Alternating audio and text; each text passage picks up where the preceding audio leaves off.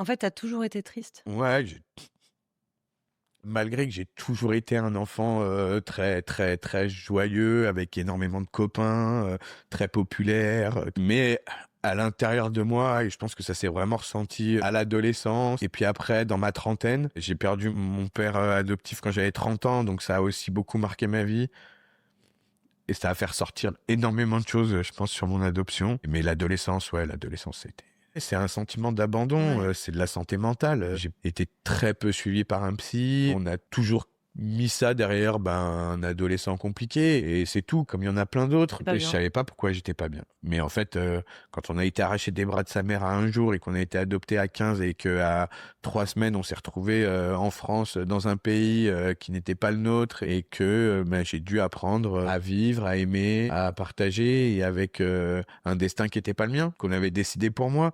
Alors c'est un très beau geste, on peut dire tout ce qu'on veut, que j'ai été adopté dans toute la plus belle bienveillance du monde, que j'ai eu tout ce que je voulais, que c'est pas du tout ça que je remets en question. Et à cette époque-là, et encore maintenant, les gens qui veulent adopter sont aveuglés par ce besoin d'avoir un enfant, par cette pression sociale. Quand on peut pas en avoir, ça devient une obsession.